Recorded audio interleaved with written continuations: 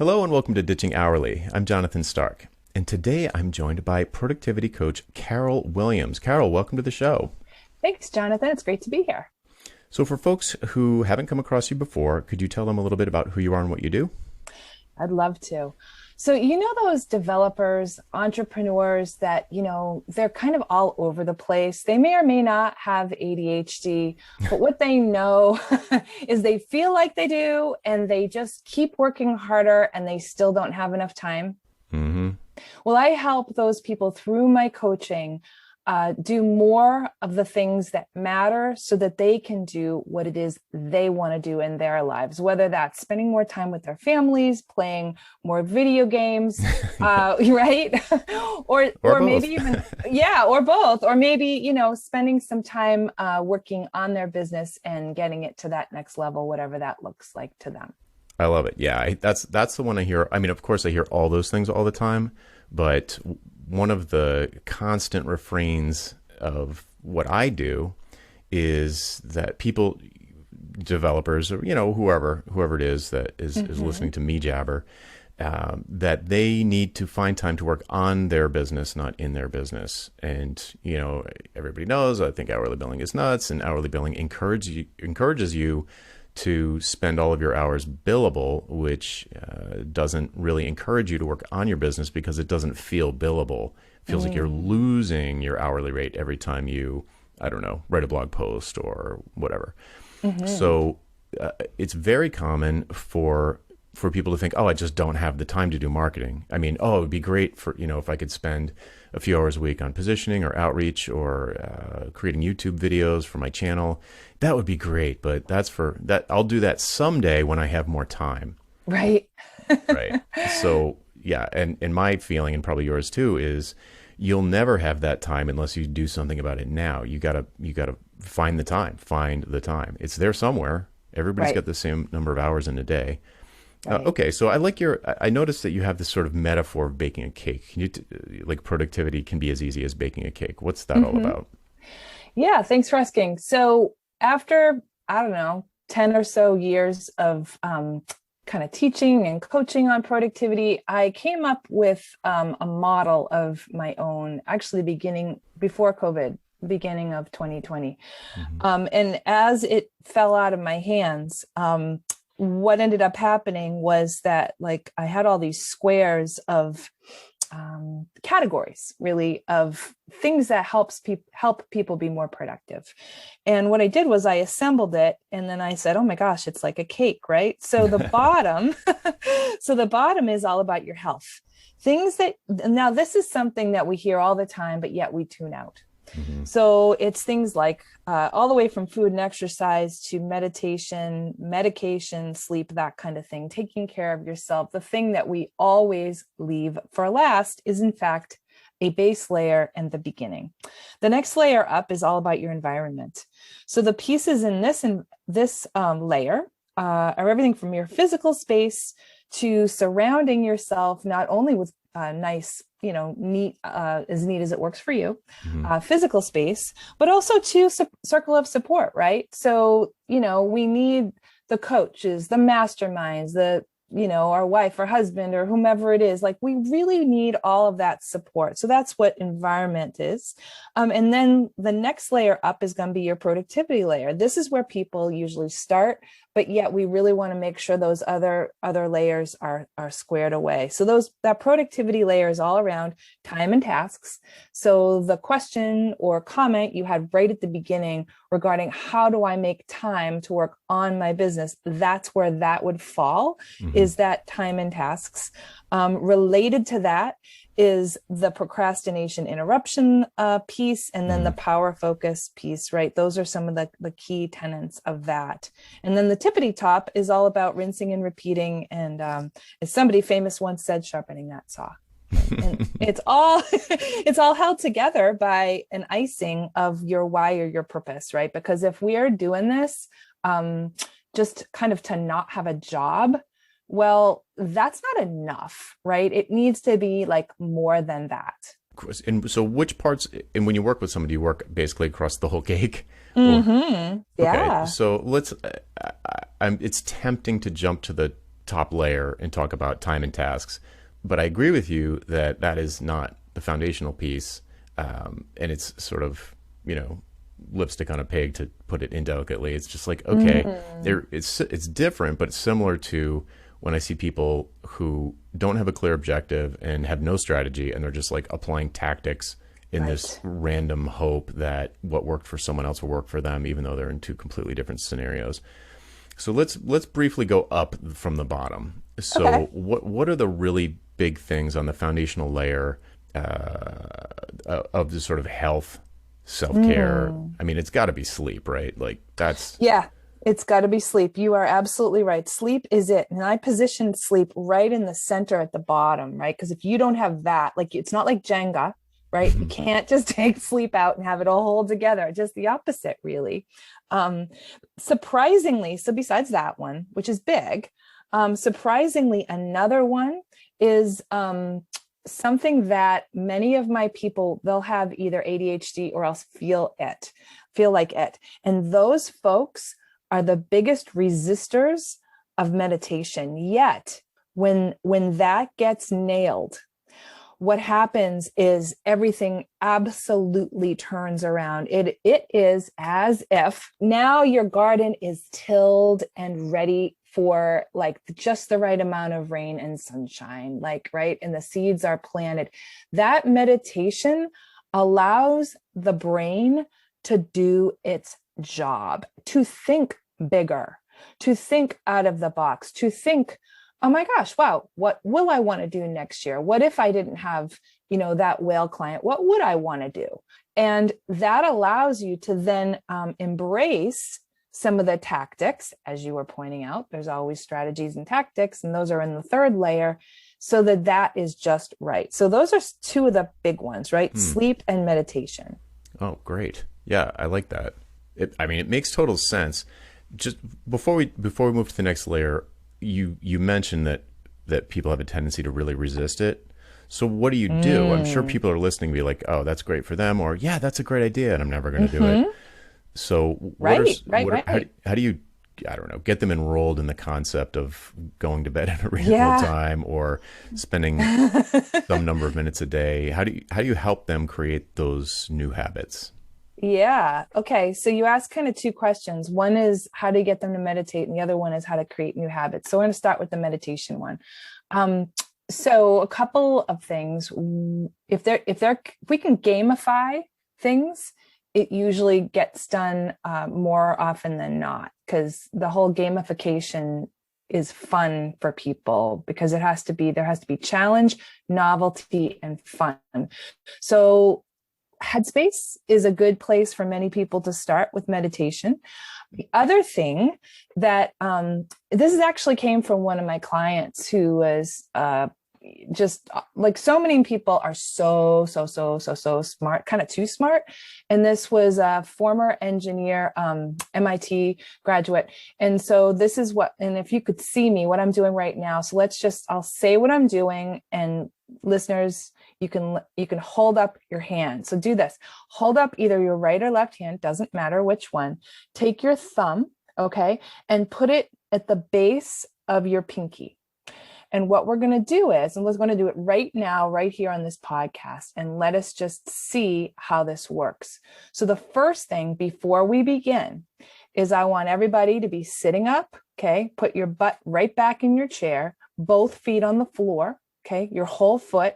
Do not be tapping, whole feet both on the floor, okay? Now take a nice deep breath just for a sec. And now, okay, now you're ready. Don't worry about where your mind goes. It doesn't matter. You're going to move your, the top of your thumb. It's going to go up all the way to the top of your pinky and then back down. And as you do that, you're going to breathe into the top of your finger and out to the bottom of your finger. And then you're going to move to the next and the next and the next. So you've got 4 fingers all together. And here we go. Starting with the pinky. Breathe in, breathe out. Ring finger, breathe in, breathe out. Middle finger, breathe in, breathe out. Pointer finger, breathe in, breathe out. And one more. Just do it with your thumb. Breathe in, breathe out. Now, maybe you're just a hair, just a feather calmer. I know I am. If you want to go even more, you can do it with the other hand. One of the biggest, there's a couple of things that I get. One of them is I don't have time to meditate. Another one is I don't know how to do it. I feel like I'm doing it wrong, and I get all these thoughts and I'm not supposed to be thinking of anything. So people are worried about thinking of things, and then it just, they tie themselves in knots.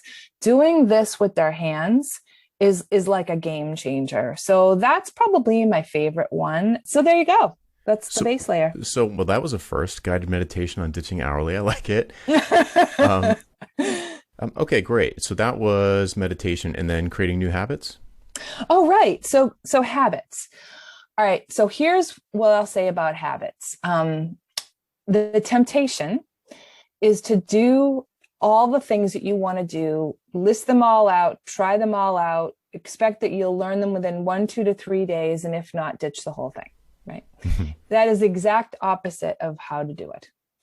How I start people is very, very simple, and that is with a morning routine. And it doesn't matter when your morning routine starts. So if you get up at 5 or 6 a.m., cool, start it then. If you get up at 7 a.m., 8 a.m., start it then. If you vary, you can adjust like an accordion, right? So say there's 3 main things that you want to do, like you want to drink your water, you want to, have your supplements, and you want to stretch, that's cool. We don't want the morning routine too long, and we don't want it too short is okay, because you can always expand it. Why morning routine when we're talking about habits surrounding perhaps, writing daily or whatever it is? The reason that we start with that morning routine is we've all got one. You get out of bed, you most likely go to the bathroom, whatever, you brush your teeth. Like there's something there's that lots you're of doing. Ritual in the morning. You're already doing something anyhow. And when we can add intention to it, we can build it very kind of slowly and surely. And then we can do that habit hook. So, you start so for example, somebody who wanted to do a little more exercise, bottom of the cake. Yeah. She was brushing her teeth and she said, well, I'm going to do, squats while I'm brushing my teeth. I was like, cool. That's a good look. Yeah, I like it. So, and everything is then built on that. So eventually we get to, I've got all these forms, right, that my clients use on my website. And one of my morning forms is like, what are the 3 things that are really important that you get done today? Mm-hmm. And so that gets layered on, and that's a habit. And then once that's on, then, it just keeps going from there. Does that make sense? Oh, yeah. And this is all outside of the meditation, which I'm not against, but haven't done.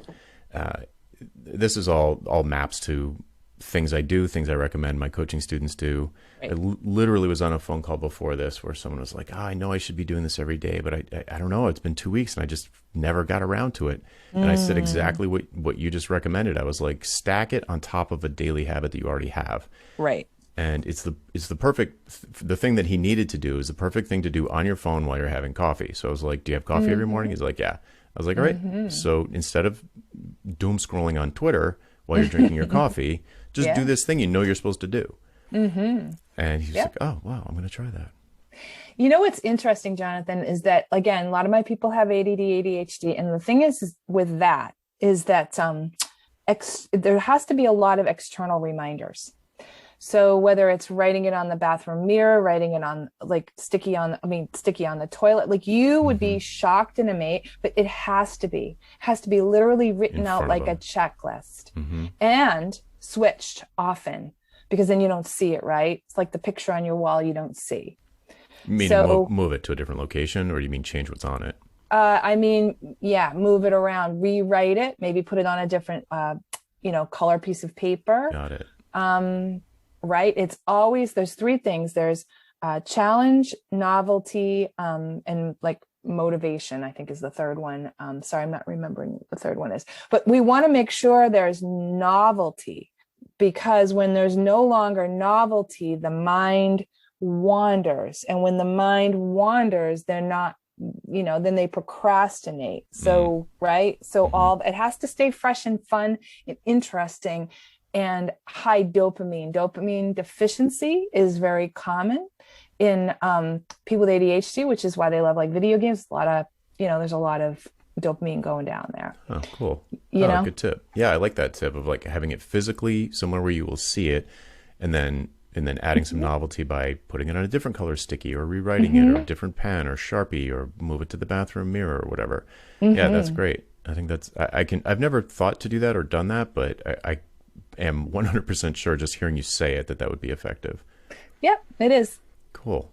Yeah. All right, let's move up to the second layer of the cake. Okay. So what do we have here? We've got the environment, right?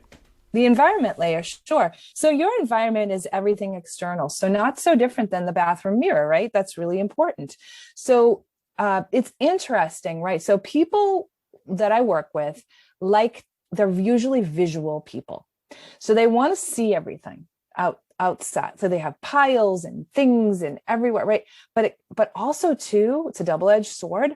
That exact situation, it creates confusion in their brain. So there has to be some kind of mix of seeing things out, but yet keeping it neat. And it's a constant struggle, but that's, if you want me to, I can dive deep into literally any of this stuff, but let's just leave it as it must be the environment must be neat for your brain to work. And you probably know this. A lot of the stuff I teach and coach people on, it's not so different than what you're talking about. It's a matter of remembering that you need to do the thing. Right. Yeah. Right. It's not that it's new, because right, if it was just like we could read it and boom, it would all happen, then you and I would be out of a job probably, right? Like what would we be for? Just write a few books and that would be the end of it. Yeah, it's no mystery how to be a billionaire with washboard abs, but like why doesn't everyone do it? Sure. So right. So the clutter thing, like clutter stresses me out something fierce. But yet, I live in a house with a wife and 2 kids and a dog. So there is clutter. And so are there any sort of tips and tricks you use to deal with clutter specifically in terms of the environment? Yeah. And they're not going to shock you. Right. So I recommend that every day, sort of going back to this routine thing, morning routine, evening routine. And this can be hard because we all want to work up until the gong, right? Yeah, especially if you're on the clock. Yeah, but we need to add that evening, and I have an evening form, right, where I ask people 3 magic questions, which you probably know what they are. We can go into that if you like. But part of what we want to do for that evening routine at the end of your workday, and yes, there should be an end to the workday. That's right there. That's a problem. but put things back. Take a minute to, to kind of sort things out, put all your stickies that you've been writing like back in piles and so on and so forth. It goes back to routine. So if you've got a Monday morning routine, which I know I do, you want that same kind of thing. You want to bookend it. So you have a Monday morning routine, you have your Friday evening routine. You've got your morning routine, you've got your evening routine. And regarding clutter, the best thing to do is to add it into the routine, right? It's like biting an elephant one bite at a time, eating an elephant bite. Right. And boring. So then great, make it a game. If you've got a whole room, you go, oh my God, forget it. I'm going to go procrastinate. Like do the 27 thing pickup, like grab a basket, grab 27 things that don't belong in the room and right. Yeah. and do it as fast as you can, right? Because it's fun to gamify. Yes. While you're doing squats, so you can get both, while you're 2 layers at once. So that's environment. It's everything from the physical space to, also to outside would be like you got to have some goals and revisit those goals, or make sure that you're clear on your goals, or you're talking to your coach about those goals and where you are, and having that circle of support, your mastermind, your family, your colleagues. Like, who do you have as a circle of support? Very important to be always like lighting your light, because it's not easy. A lot of people here are solos, right? You always want to be lighting that light. That's environment. Yeah. So before, I'd like to jump into the support system, like the other people in your environment. But before, I just want to make a quick comment about, you used the word routine and you also used the word boring. And I just wanted to kind of piggyback on that and point out to people that I think ruts are a good thing a lot of times, like a rut. So like a rut shows that work has been done consistently. And to me, the problem with a rut is when you can't get out of a rut. So, but the thing that I find with people when I work with them is that they fear routine because they conflate that with a rut that they are stuck in. And to me, it's more of a continuum. You want to create a routine, and a rut's not a bad thing if it's if you're not stuck in it. If it's like, wow, I'm producing lots of output here because I don't have to think about these million things. That's right. Right. So your brain is clear. You're not stressed out by clutter or whatever shenanigans are going on around you, and you can generate a lot of, like you can focus on what you're actually good at, your genius zone stuff, as Rochelle would say, and produce really good output. And there's no lack of creativity in that. It's almost like this routine stuff that you're talking about. It might sound boring, but it's the thing that allows you to get into your genius zone, get into a state of flow in the stuff that's actually creative and interesting. So I just wanted to kind of call that out, because everybody in the audience is creative in one way or another. They're all either designers or developers, and they're making improvisational decisions constantly all day long, and they're really good at it. And they can sometimes, I think, be a little bit like, oh, that's not creative enough. Like, thinking that the environment needs to be chaotic all the time, and that's somehow conflated with creativity. I think that's the wrong way to look at it. Yeah, and that's a mindset shift. So what I would ask the listener to consider is that decision fatigue is real. Oh yes, that's why I wear a black T-shirt almost every single day. Right, and so the older we get too, the less likely we are to be able to quickly move from one thing to another thing to another thing to another thing to another thing, which we're never doing multiple things at the same time anyway. We're tricking ourselves into it. Yeah. So what I find is the beginning of an engagement, I will get a lot of resistance around, I like to do a lot of things, blah, blah, blah. I work best at, midnight to 3 a.m. And then the more I work with somebody, what ends up happening is that they find, believe it or not, they like to stop work and go do something fun, whatever that looks like for them. Weird.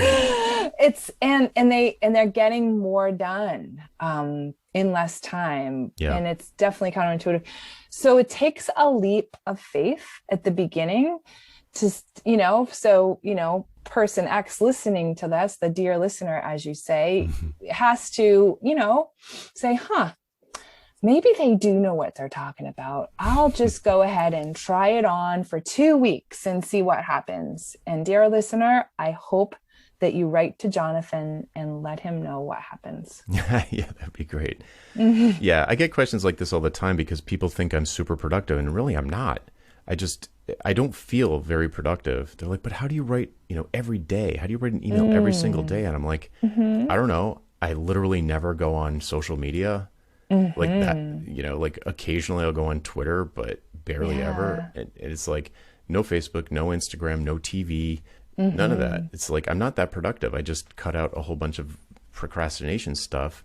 And another thing, I don't know if how this relates to you, but for folks in the audience who've heard me talking about this stuff from a different angle before, my goal every year is not to increase my income. It's to decrease the number of hours I work a week. Yeah. And nice. Shockingly, the more efficient you get, assuming that you're not trading time for money, the more efficient you get, the better you get at delivering value to people.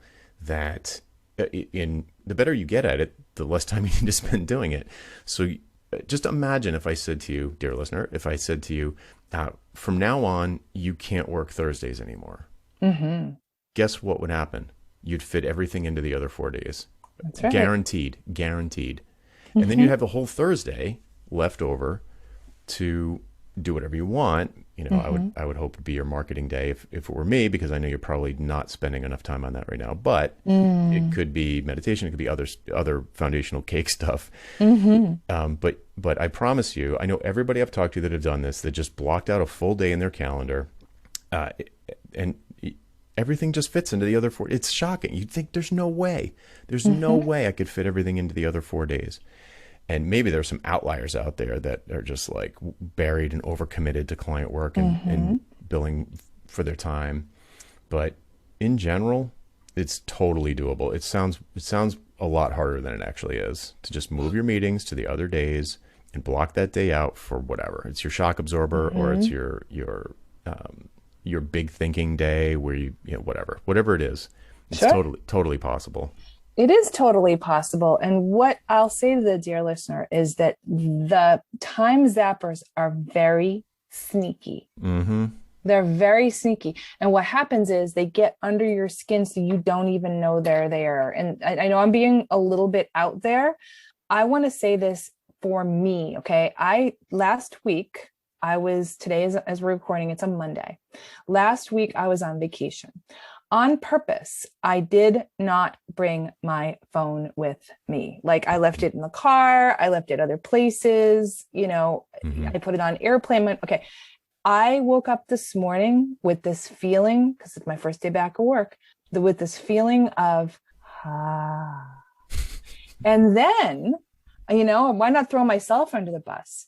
And then I realized that I had fallen into this, dumb routine that I know is bad for me, right? Of like checking my email, checking my Facebook, doing all this thing, you know, and then getting sucked into stuff. And I know I'm not supposed to do that. And there I am doing it. And what happens is it's not just the time that you're doing it. It's like this, how to describe it? This feeling of franticness is just there. So when you say, I don't go on social media, I don't watch TV, I don't get distracted with fill in the blank. I would say, yes, move all your meetings outside of Thursday or to Thursday or whatever it is, and put away the electron. And that's going to be really hard, right? For people who like electronics as, you know, their life, if we're talking about developers. So I don't know what you have to say on that, but that is huge. One thing I would say, you know, I think this is a very realistic tip for people, and because this sounds crazy, folks can look into the work of Cal Newport. I can't remember his book title, but it's like unplugging, or like our devices are making us dumb, or something like that. And he has a lot of really specific tactical things that you can do to kind of wean yourself off your phone. But I mean, my phone is, with rare exceptions, like if, you know, there's a weird family thing going on, and I know there's a high potential for an emergency or something. My phone is in do not disturb mode 24/7. And I got a screenshot from somebody the other day that was like, you know, just showed all these email notifications on their home screen. I was like, how do you operate with those I would not be able to operate if my phone was beeping every 5 seconds. I just put it in do not disturb. I know I have email. I know I have messages in Slack I have to get back to. I know it's there. I know people are leaving me voicemails. I don't need to know in the second that it's happening. I'll just, you know, I probably only check my email once a day. Because I moved all client communications into Slack, because I have control over Slack. I don't have control over email. Email is like anybody in the planet can send me an email, but you know, 99.9% of them are not paying me money to pay attention to what their message is. But the people who are in my Slack rooms are paying me money. That's where my clients are. My clients are not in my email. What that allows me to do is to ignore my inbox for days at a time. And that's great. Right. So it's not my trick. I don't remember. That might have been an inbox zero trick. I can't even remember. A long time ago, somebody said that, and I was like, oh, that's genius. And I moved all my communications when Slack came around, which was, I don't know how long ago. That was the thing. I was like, all right, no more client stuff in Slack. Or you know what it was before that? Basecamp. So I moved all client communication to Basecamp, and then it went into Slack after Basecamp. And that's Okay. that's a great, for folks listening, that is a very practical tip that you really can do. Yeah. If, with new client engagements, it's like, look, here's how we're going to communicate. If you send me Mm-hmm. an email, I'm not going to get back to you. If you want me to get back to you, Slack is where it's at, or whatever it is, Teams, Beautiful. whatever. Yeah, yeah, yeah. I have a proprietary system and I say, put it in the client log. If you send me an email, I won't even see it. It's that kind of thing. So, Yep. but it's the same concept. So yeah, so I guess we were on environment layer Mm-hmm. and I don't know how we got to that, but that was a good one. I liked it.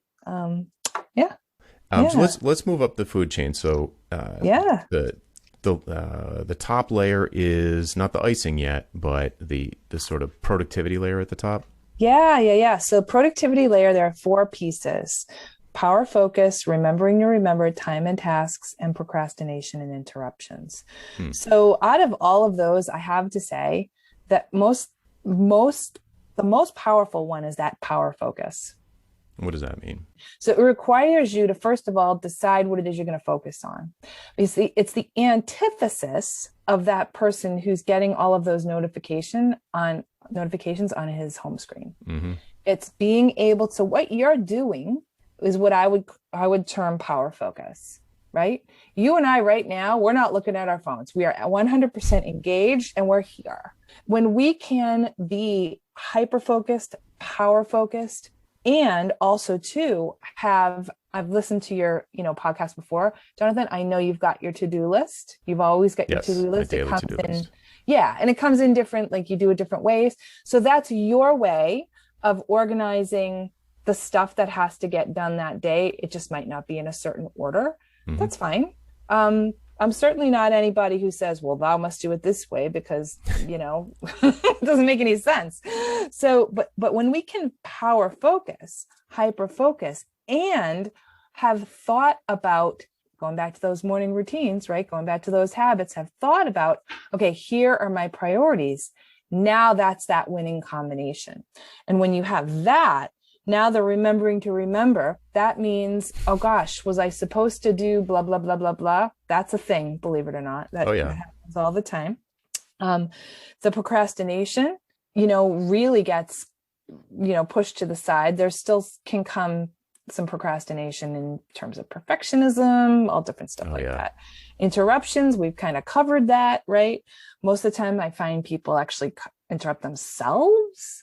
They like to blame it on other people, but the truth is that they're really interrupting themselves. That there's layers that we could go down, right? There's, boundaries, there's, managing your client, so on and so forth. Mm-hmm. And then time and tasks, maybe we can dig in here.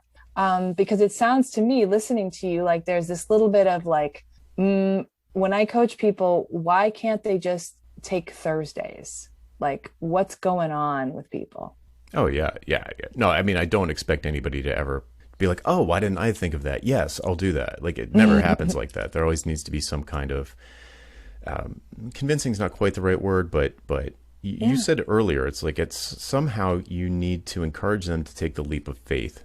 Mm-hmm. Because almost it's so many of the things that I work with people on boil down to what seems like a paradox. It's like the more focused you get on who you want to serve, the more clients you'll get, not the fewer. It's like it's like a tighter focus actually creates more, not less. It seems like counterintuitive at best. It's counterintuitive. Right. Like you get more done if you work fewer days in the week. That seems totally counterintuitive. It seems like a paradox. Another one is daily writing is easier than weekly writing. It's another paradox. So, because daily habits are easier to create than weekly habits. So all of these things seem paradoxical. So I don't expect people to think that any of this stuff is like, oh, just snap your fingers and then it's done. That's for sure. Mm-hmm.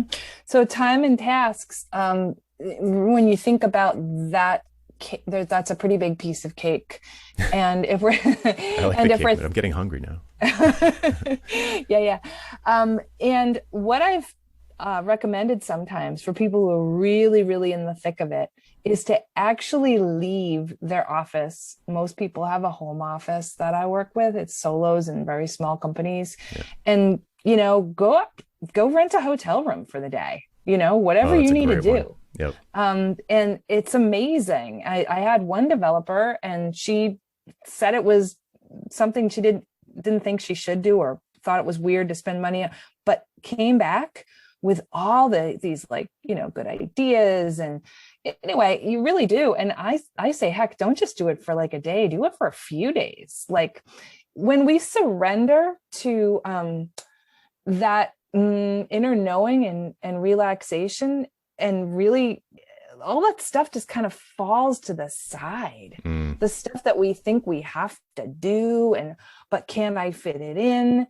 And not so different than you're talking about. What you do is you realize that none of that stuff even actually really matters. Or if it, it's like the quadrants for Steve Covey. If anything's below that line, that not important, not urgent, just forget it. Don't do it. Yeah.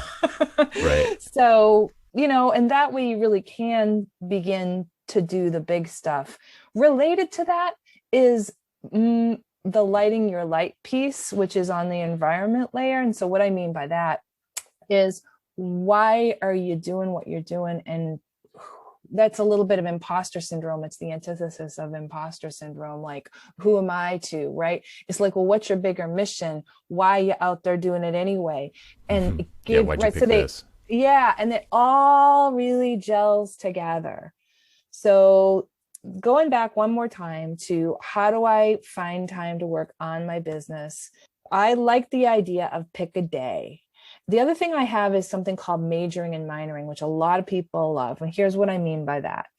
Again, go back to that resistance, like, oh, I can't possibly. Okay, great. Can you do a major in something and a minor in something else? So for me, Mondays are all about like doing what we're doing now, like marketing, kind of sowing my seeds, kind of getting myself organized for the week, so on and so forth. Fridays are the other side of my week, where it's sort of all those little things that sort of collect during the week. Because Tuesday, Wednesday, Thursday, I'm pretty busy with client work and kind of like getting it done. Yeah, executing. Yep. Yeah, executing. Thank you. And so Fridays kind of pick up the slack, and or sometimes you go away early for the weekend, that kind of thing, now that we can get out in the world again. Sometimes there's that. So what you do is you have those routines, why you're doing it, you believe in yourself, you believe in your product or service and your deeper why, and you're really kind of doing it. If you can go this far, it's even better, like for the good of the world. Like, you're just kind of you're a paintbrush in the painter of your world, like, right? You're lighting the light of the world. I don't know. Yeah. So it's kind of deep, but I'm kind of deep. So there you are. So I want to add, when you mentioned the hotel room thing, that reminded me, so there's sort of two things there that reminded me of that created an intersection in my head, which is the first of all, I think that's a great idea. Even if it's a hotel room, it's a great idea. It's a great idea. I think you could probably do the same thing with a co-working space that you don't typically go to, or whatever, but just like a new environment where you are out of office, air quotes. So, and what that, the kind of paradox of that, or the proof, or the story that might help listeners make the leap of faith that it would take to do something that seems crazy like that. Like, okay, wait a second. You want me to spend money to do this thing, and I'm going to be out of pocket, and it's like going to a fake conference. And that's actually the example. Because you probably, if you're listening to this, you probably at some time prior to 2020, but maybe again this year, you've gone to conferences and you've said to your clients, hey, I'm going to be traveling. Maybe like leave vacation out of it. Like, I'm going to be traveling for work. I'm either going to a client site, or I'm going to a conference or a trade show or professional development, or I'm going to be in a course or whatever. And guess what happens during that, 3 days or week or whatever it is? Nobody bugs you. And the world doesn't blow up. And when you get back, it's like, wow, all this, just think of all this stuff you would have filled that week with that obviously didn't need to get done. It either could wait, or it fixed itself, or whatever. They figured out some other approach. That's true all the time. Like that reality is always true, is that a lot of this stuff will just fix itself or go away, or it doesn't matter. It's below the line. It just doesn't need to be done, or at least by you. So I really like that idea. I like the idea of the sort of out of office, especially Yeah. after last year. It's like, I prior to COVID, I had a proper office, so to speak. I'd go to it in the Yeah. morning and come home at night. Mm. And it was great environmentally. There were no kids or dogs or anything in there, so it was the way I left it when I got there. And I would do the same thing that you said, like try and keep it reasonably tidy, and Mhm. otherwise I'd get stressed out. So all right, great. But then couldn't go there for a year, so I'm like, well, let's Mm. let that lease go. But now I'm getting to the point where it's like, all right, the home Mm. office was fine. It was great actually, but it's getting to a limit where I'm like, the change of scenery would be nice. I don't need it every day, but once a Yeah. week, on my Thursdays Mhm. off, would be interesting to like have a desk at a co-working space. Now, because Sure. I'm not a social person, I don't want people interrupting me, but just to have like a different, because I mean, what I used to do is just go to like a cafe, Yeah. but that feels like it's still off the table. But we'll Mm. see what happens. But I love that. I think I guess I'm belaboring the point because I want people to take that one seriously. It sounds Yeah. completely fanciful, but I urge you to take it seriously. Yeah. No, that's perfect. I love it. I love it. I don't think I finished my thought now that I think about it on the majoring and minoring, right? So Mhm. majoring and minoring is like have a theme for your day and even a theme for your week if you can. And especially when you are a solo and you will have here or there some burning, ball that sort of enters in, in the developer world, I would think that that would be something like there's a bug and the Yeah, system went down, something yeah, like that. yeah. That's gonna That's a good one. something's gonna come up so that, we don't want to have that negative self-talk like, oh God, why did I try that? Forget it. No, we want to be able to say, all right, well, this is something that came in and I'm okay with it. And I'll have to major still in my big thing and minor in this until I can get it dealt with. Right. So majoring and minoring. Go When you ahead. say theme, can you instantiate that? Sure, yeah. So I like have Mondays as marketing is my theme. I see. Tuesdays is all about client work. Wednesday, like Thursdays is when I do some research lots of times. Maybe I do some, oh, who should I go on for? I mean, it's related to marketing, but it's a little bit different. I Yeah. have Thursday. And also too, I have like continuing education times, like maybe I'm taking a course, like so I'll start to look at my days and like bank them and say, all right, because you are the architect of your time. Hmm. No, nobody else is. You are the architect of your time. So if Unless you you let can, someone else architect it for you, just yeah, reacting all the time. Yeah. right. So that's what I mean by themes. It's whatever the theme needs to be. And you can even set it up with your client if you have certain in-person days, like make Tuesdays be your in-person day. Do one in the morning and client ABC in the afternoon and client XYZ. I don't know, whatever it works Hmm. for you. And Hmm. you're out there running around doing your thing. And maybe you like to do a daily email, and that's cool. And if that works for people, that's great. And if you maybe other people just they have a writing day, maybe I don't know. Mm. So I'm Yeah, not going to whatever go against works. Right. what against your, so that's what I mean by themes. Yeah, that totally explains it. Yeah, Cool. All right. Well, why don't we wrap up with a little talk about the icing? sure, So the sure. icing on the cake is your why. Why does that matter? Why does your why Mm. matter? Because if you own a business, it's got to be more than just making money, and it's got to be more than, well, I just don't want a job. Because in my opinion, if that's the only reason you have a business, you're not going to be in business for very long, and you're not going to have as much fun, and you're going to suffer through that procrastination and the this and the that and the other thing. It's like I believe in my heart and soul that you are darn well feel as though you are changing the world in some small way, whatever, or a big way, whatever that means to you. Hmm. So the deeper you can get in that why, and the more, maybe not the more frosting you have, but you got to make sure because that could get real bad too. Uh, and I actually just added this to it. Like, so I have Productivity Success Cake is actually a course, and I added one prior to that, which is all about purpose, right? Because, it's the whole, like, who cares how quickly you can go up the ladder if it's the wrong ladder, right? You've heard that Yeah. one a gazillion Oh yeah. times. So it's the same idea, is we got to make sure that your why, even though it may change, right? Because all Mhm. our businesses change over time. Your business doesn't change. It's growing, you're dying. So make sure that your why, it comes from your soul. And I'll just stand with my 2 feet on the floor and breathing up and down that's really important to me. So people that work with me, it's like, you better have a stake in what counts to you, or help, or maybe you need to explore that with me, right? Because Mhm. to me, that's everything. That is, you want to rid the world of hourly billing. Right. Like, it's not like, well, it would be good if you did. No, like, that's everything to you. Right.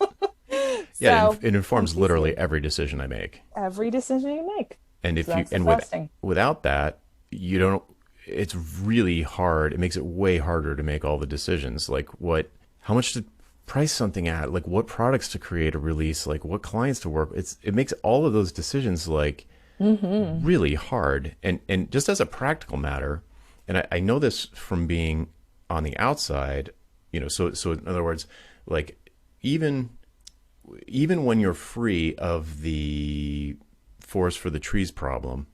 So so I'm working with someone and they've got some set of skills, they've got some list of passions, things that they love, they've got some potential target markets that they'd be interested in serving. Even when I've got that much information, if they don't have a why, Yeah. it's like, I don't flip a coin. Like we could do this 100 ways. Like Yeah. it's very, even though I'm not as confused as they are about, their value proposition or why what they do might matter to their clients, that without knowing what the bigger picture thing, what is the thing that's bigger than the business, bigger, perhaps beyond values, it's beyond values, like your values will infuse it. But why did you even bother starting this business? Maybe you're unemployable like me and you're definitely going to work for yourself. And okay, fine. So you start a business. Why didn't you pick chain of laundromats? Right. Why is it software developer? And then or designer or whatever, calligrapher, dancer. Like why did you pick that? Whether figure out what because there was a reason. Yep. It might have been subconscious, but there was a reason. And you know what else? Business is sometimes really hard, and sometimes it really Sometimes. sucks. And sometimes, Lots of times. and you lose money, and you ride that whole roller coaster thing. So if you don't have that why, it's like, to me, it's like, you better have some frosting or you're done for in a matter of time. Yeah, like as Seth Godin would put it gets you through the dip. Yeah. It's the thing that pulls you through when you otherwise would quit. Right. Exactly. But even, yeah, and that hopefully that kind of, why don't I just quit, throw in the towel type of thing, that's hopefully not happening on a regular basis, but it's the thing that helps you through that because you're on a mission. Like you can't quit now. You Right. get these people who are like rooting for you. You're not going to let them down. There's that. But just as a super practical matter, it makes decision making very difficult. It makes it so much easier if you know your why, if you have some kind of mission that you can articulate, even if it's just in the vicinity, maybe it's tough to articulate, but it has something to do with something. And that is very helpful to someone like me, even as an outsider, to be like, okay, if that's what you're trying to accomplish, then, for example, I might say you want to have a very small number of clients who pay you a real lot of money, or with a different mission, I might say you want to have a huge number of clients that pay a little bit of money, depending on what your mission is. And you could have a very successful business either way. And it's kind of like, well, Jonathan, which one should I pick? I'm like, I don't know. Which one? Sure. You tell me. They'll both work. They're both feasible. At least hypothetically, there's nothing wrong with either idea, but which one suits you better? And that's where for me, that's where the icing really comes in. It's so much easier to make decisions and help people with decisions when they've got some kind of big vision or mission or purpose, or it's some big idea, some kind of articulation of one of those things. It just narrows down your choices, which is a great thing. Yeah. So that's kind of how it all kind of wraps together. And one more thing I'll say about the cake is oftentimes in the same way of the habit building, I'll have somebody new kind of look at it and say, okay, great, I'm going to build the whole cake, in 3 months. And I have a quiz at the beginning, so you self-score yourself from 1 to 10 on all the different there are questions. And it's like, depending on where you are, if you're all, eights and nines, and you want to get to all tens, then sure, you can build the cake that way. But otherwise, it's going to probably be a game of slow build, and just to start by building at the bottom is usually the way to go. And that way you have different flavors and different size cakes and different, Yeah, cupcakes. Yeah, cupcakes. Right. You can have a bunch of little cupcakes, like those. You can make those little cupcake. Yeah. So there you go. Castles. That's fabulous. This is great. So, Carol, where can folks go to find out more about what you do, maybe get in touch with you, that sort of thing? Yeah. So if you want your very own cupcake productivity ebook, just head on over to the website. It's a free download right on the front page. It's epstime.com, and I'll say that it stands for Efficient Productivity Systems, but how I say it is E as in Edward, P as in Peter, S as in Sam, and then the hyphen, right, or the dash, time.com. You go there, download to your heart's content. You can take the quiz. It's in a pull down, and have fun with it, and bake a cake and let me know how it comes out. Excellent. That's great. I'm sure a lot of people are going to benefit from that. I hope so. All right. Well, thanks for joining me, Carol. Thanks. It was fun. All right, folks. That's it for this time. I'm Jonathan Stark, and I hope you join me again next time for Ditching Hourly.